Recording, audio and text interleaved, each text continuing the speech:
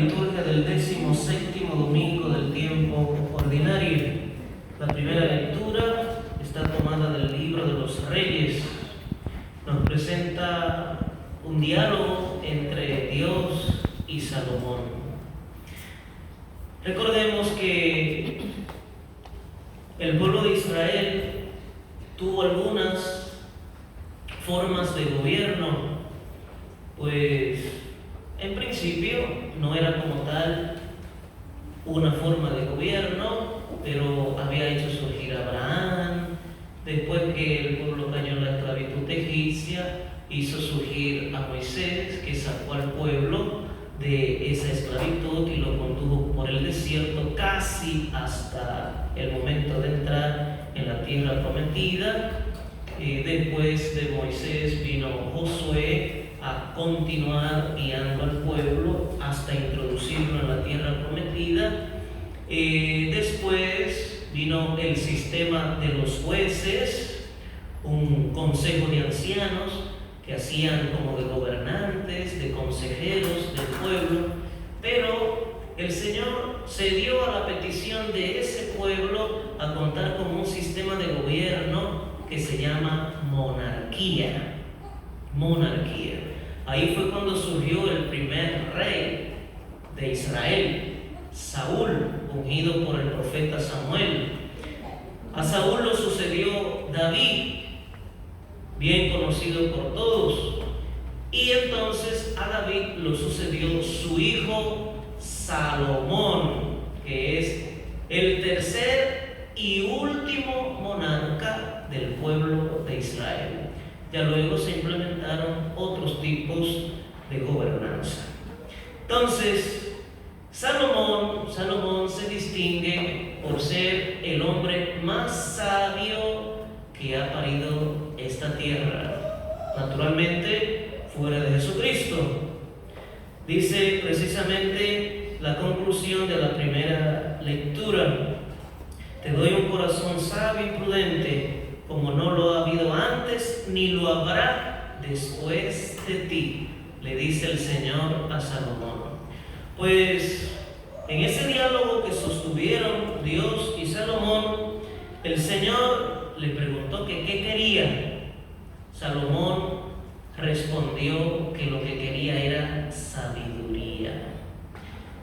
Tendríamos que ponernos ahora en el lugar de Salomón y sentir que el Señor nos pregunta a nosotros, a cada uno de manera particular: ¿qué quieres que te regale?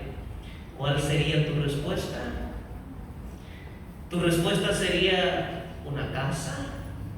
¿Tu respuesta sería un carro? ¿Tu respuesta sería mucho dinero a través del loto, cosas semejantes? ¿Tu respuesta sería una esposa o un esposo o unos hijos que aún no tienes? En definitiva, ¿cuál sería tu petición a Dios ante la bondad y la amabilidad de Dios de dirigirte la palabra a ti para preguntarte qué quieres de Él? ¿Qué quieres de Él? Salomón, sin todavía haber recibido el don de la sabiduría, fue eminentemente sabio. Porque en vez de pedir bienes materiales y riquezas, lo que se atrevió a pedir al Señor fue sabiduría. Y como pidió sabiduría, pues le fue otorgada la sabiduría, podríamos decir, en su máxima expresión, por lo que acabé de citar de la primera lectura. Y además de eso, el Señor le concedió disfrutar de bienes materiales y de mucha riqueza. Esto me hace pensar en una frase pronunciada por Jesús, no en el evangelio que hemos escuchado hoy, sino en otro pasaje. Busquen primero el reino de Dios y su justicia, y lo demás vendrá por añadidura. Salomón prefirió el reino de Dios y su justicia al pedir sabiduría, y como buscó recibir de Dios lo fundamental en la vida, sabiduría y discernimiento para distinguir entre el bien y el mal y hacer únicamente lo bueno, lo correcto, lo agradable ante los ojos de Dios, recibió de ñapa también riquezas y bienes materiales. Nosotros nos manejamos a veces, muchas veces, a la inversa, del modo contrario. Hemos venido cultivando una lógica muy distinta a la lógica de Dios. Y a pesar de saber lo que Dios nos pide hacer y del modo en que nos pide que lo hagamos, pues seguimos actuando medalaganariamente y de forma contraria a su voluntad, desdiciendo lo que ya dice el Salmo: ¿cuánto amo tu voluntad, Señor? ¿De verdad puedes decir que amas la voluntad de Dios? ¿De verdad puedes decir que amas los mandamientos de Dios? ¿De verdad puedes decir que amas guardarle fidelidad y respeto a Dios? Quizás a veces, mas no siempre, pero lo ideal no es que a veces procuremos ser fieles a Dios, sino que en todo tiempo deseemos y efectuemos la fidelidad a Dios, así como Él permanece siendo fiel a nosotros. Dios es siempre fiel a nosotros, pero nosotros no siempre le somos fieles a Él. De modo que por eso en un principio fue rota la alianza, la antigua alianza. Y por eso también fue necesario establecer una nueva alianza, una alianza nueva y eterna, la que selló Jesucristo con su Padre Dios en nombre de toda la humanidad. Para hablar de alianza, de pacto, tiene que haber por medio necesariamente la fidelidad. Tiene que haber fidelidad de parte de quienes pactan, de parte de quienes firman el contrato. No basta con que una de las partes guarde fidelidad al contrato. Las dos partes tienen que ser fieles a lo contemplado en el contrato. Pero ocurre que en esa antigua alianza sellada entre Dios y el pueblo, hubo solo fidelidad de parte de Dios para con su pueblo, pero de parte del pueblo no hubo correspondencia, es decir, no hubo fidelidad a su Dios y a la palabra pactada con su Dios. Entonces, inmediatamente quedó rota esa alianza. Esa alianza quedó totalmente rota. Y llegada la plenitud de los tiempos, envió Dios Padre a su Hijo Jesucristo para que, encarnándose, haciéndose hombre igual a nosotros, menos en el pecado, reconciliara al género humano con su Dios. Porque si Dios se prestaba a sellar una nueva alianza con nosotros, que siempre hemos sido infieles, íbamos a volver de nuevo a tener que experimentar la necesidad de sellar una nueva alianza, y cada vez se iba a quedar rota y volver de nuevo a sellar una alianza con Él.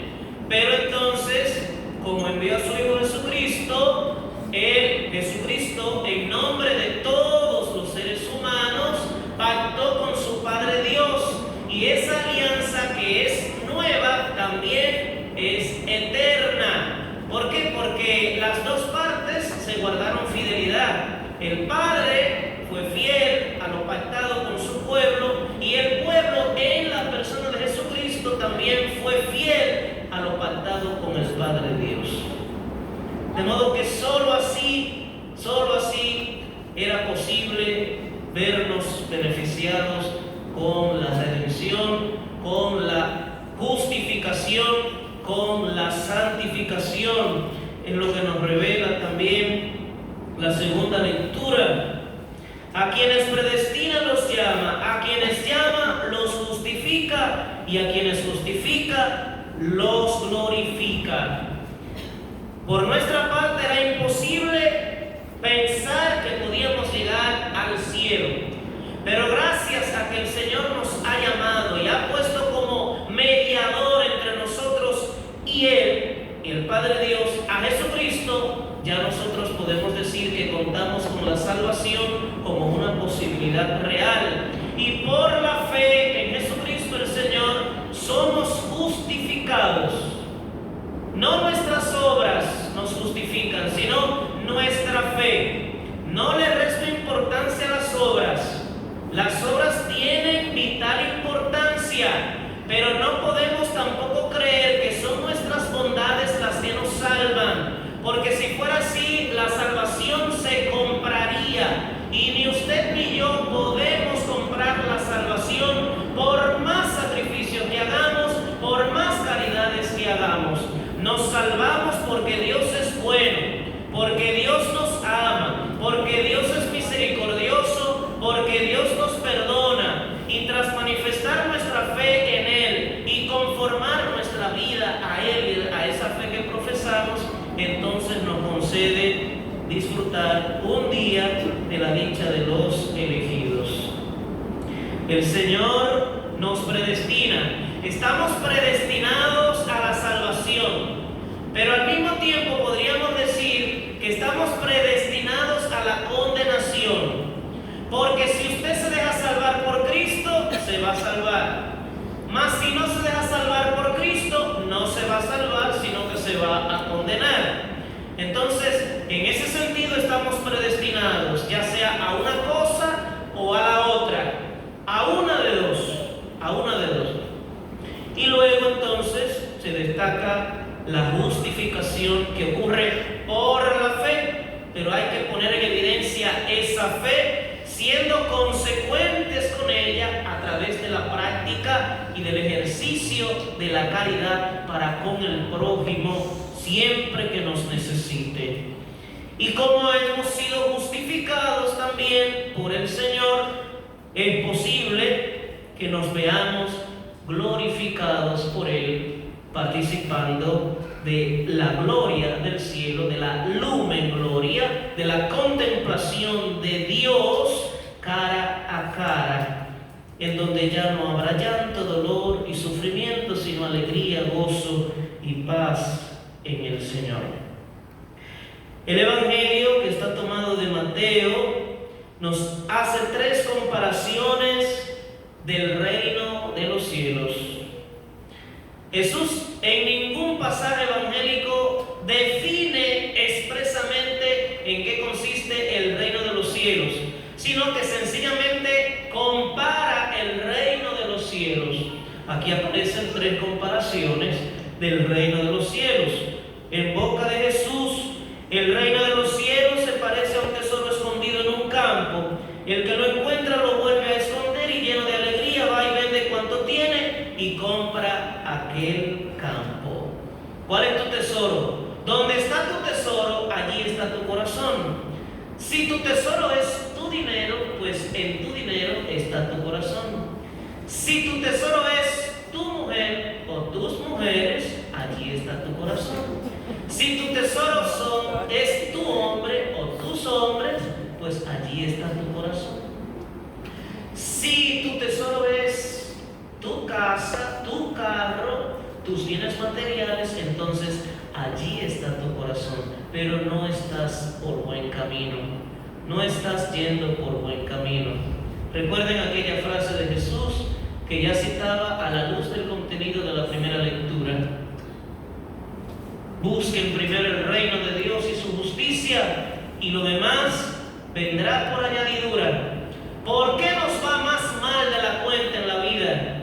Porque buscamos primero la añadidura y después queremos caerle atrás a Dios como para darle lo que sobre. Y después procedemos a cuestionar a Dios que por qué esto, que por qué lo otro. Hay que darle a Dios siempre el primer lugar. Si conviertes a Jesús en tu tesoro, en tu más grande tesoro, entonces serás más feliz. No te digo que serás plenamente feliz en esta tierra, porque eso no es posible, pero serás más feliz que de cualquier otro modo sobre esta tierra, y después serás plenamente feliz allá en el cielo cuando te toque partir. Haz de Jesús tu tesoro. Encontrarse con Jesús es verdaderamente procurarse la más grande de las alegrías. Quien tiene a Dios lo tiene todo, y quien a Dios tiene, nada le falta, porque solo Dios basta, dice Santa Teresa. No significa que no nos veríamos necesitados de cosas materiales, claro que sí, porque somos seres sensibles, sometidos a las condiciones del tiempo y del espacio, y por eso necesitamos comer, necesitamos vestir, necesitamos socializar, necesitamos compartir y hasta reparar en las necesidades ajenas e ir al encuentro de los hermanos que nos necesitan para proveerles de eso que requieren. Entonces, el Señor clama porque le demos el más importante de los lugares en nuestro corazón. El reino de los cielos se parece también a un comerciante en perlas finas que al encontrar una perla muy valiosa va y vende lo que tiene y la compra. La segunda comparación es con una perla fina, la realidad del reino de Dios. A veces sentimos más interpelación por las prendas de este mundo que por las prendas espirituales. Y es preferible estar bello y hermoso por dentro antes que por fuera. Ahora, usted no está para andar andrajoso tampoco. No tiene por qué andar vendiendo su humildad y su abandono en las manos de Dios, mostrándose andrajosamente, ¿verdad? Porque hay que tener un poquito de dignidad, de respeto y de decoro hacia uno mismo y hacia los demás, pero tampoco darle a los aspectos físicos más importancia que a la belleza interior, a la salud espiritual. La tercera comparación, el reino de los cielos se parece a la red que los pescadores echan en el mar y recoge toda clase de peces. Cuando se llena la red, los pescadores la sacan a la playa y se sientan a escoger los peces. Ponen los buenos en canastos y los malos los tiran. Lo mismo sucederá al final de los tiempos. Vendrán los ángeles, separarán a los malos de los buenos y los arrojarán al horno encendido. Tú y yo no podemos comprar la salvación. Nos salvamos porque Dios nos ofrece la salvación siempre y cuando nos dejemos salvar por Él. Pero a la otra parte, a la condenación, no se llega por determinación de Dios, sino por tu propia determinación. Dios no ha enviado a nadie a la condenación. Los que han parado en la condenación decidieron ellos condenarse al rechazar la propuesta salvífica de Dios. Y como un día tendremos que ser juzgados por Jesucristo el Señor, conviene que nos preparemos desde ya a vivir una vida santa conforme a la voluntad del Señor, para luego no pretender entregarle lo que nos sirve y clamar al cielo cuando no haya tiempo ni nada que hacer. Así que vamos a pedirle al Señor la gracia de que su palabra siempre penetre a nuestro corazón, nos modele, nos transforme, nos restaure, nos haga en definitiva criaturas nuevas y nos ayude a ser otros Cristos en nuestras relaciones interpersonales con los demás, especialmente con los pobres, con los humildes, con los sencillos, con los enfermos, con todos los que presentan alguna condición vulnerable, y que jamás nos permita juzgar y condenar al prójimo. Cuando alguna cosa mala veamos, que nos conceda más bien orar por esa persona o por esas personas sin dejar de orar por nosotros mismos, porque no solo nosotros necesitan convertirse, yo también necesito de conversión, porque hace falta que todos busquemos arribar hacia la santidad. Que así sea.